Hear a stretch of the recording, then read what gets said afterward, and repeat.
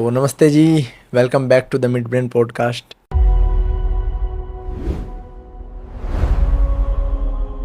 And आज हमारे साथ शिव बैठे हैं और शिव के साथ हम कुछ नॉर्मल टॉपिक्स पे बातचीत करेंगे। और शिव अभी कॉलेज गोइंग स्टूडेंट हैं, कैसे क्या ये अपनी शिव एक अच्छे शायर और इनके कुछ सॉन्ग्स भी आए हुए हैं। सो कैसे हो शिव? बढ़िया सर, बढ़िया। आप बताओ।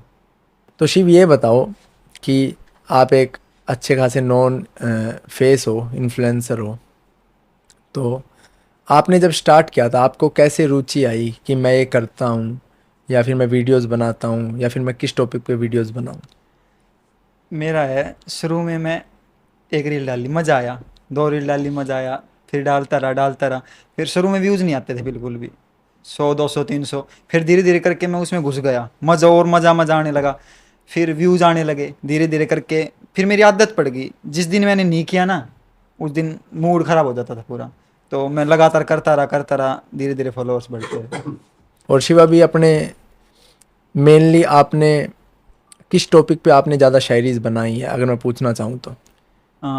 मैंने बनाई है सारी दिल टूटने पे भाई। मैं देखता हूँ आजकल की जनरेशन है, सबको सैड सैड शायरी पसंद है। तो जो पसंद करते हैं वो हम बनाना हमारी मजबूरी हो जाती है, इसलिए वही बनाना बनाना और फिर व्यूज आने लगते हैं तो उसी हिसाब का कंटेंट डिलीवर करना पड़ता है।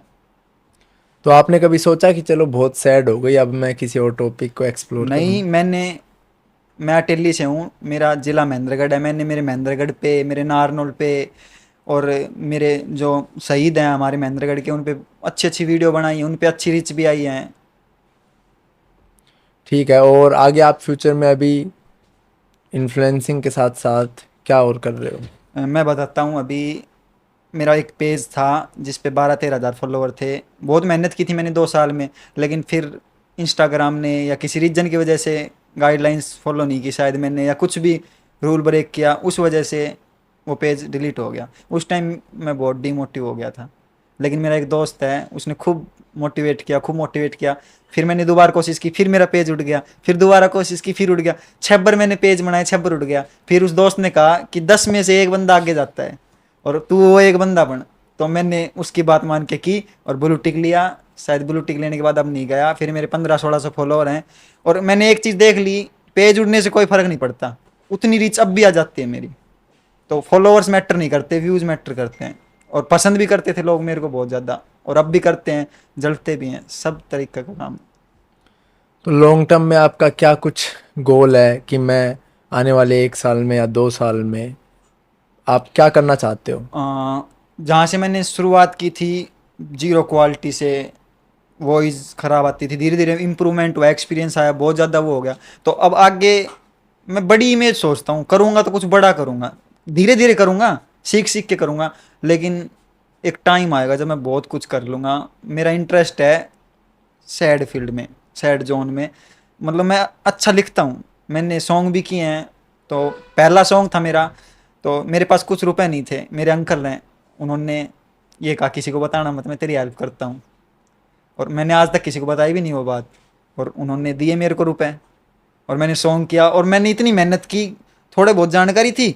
और वो सॉन्ग मेरा 72 हज़ार चल रहा है, अर्थी नाम है सॉन्ग का। और 72 हज़ार पहला सॉन्ग मेरे लिए बहुत बड़ी बात है। देन फिर मैं नहीं रुका, अंकल ने भी खूब सपोर्ट की, मेरे यार दोस्त ने खूब सपोर्ट की, पॉजिटिव रिजल्ट आए। फिर अब मैं, अच्छा मेरे 5-6 सॉन्ग हैं, और फिर मैं मिड ब्रेन ज्वाइन कर ली मैंने। और अब मैं मिड ब्रेन में हम सोशल मीडिया पेजेस मैनेज करते हैं। ठीक है, तो अब एक रैपिड रैपिड फायर करते हैं अपन।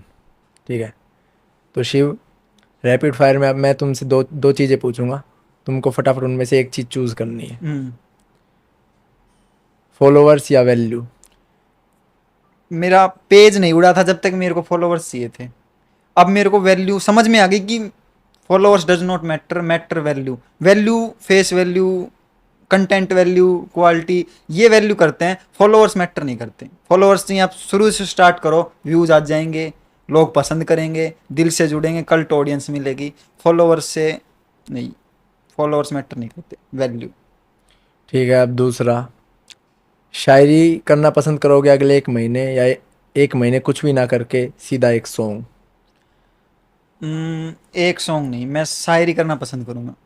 मतलब 30 दिन में 30 शायरी करूँगा, जिससे मुझे बहुत सीखने को मिलेगा, नई नई चीज़ें सीखने को मिलेगी।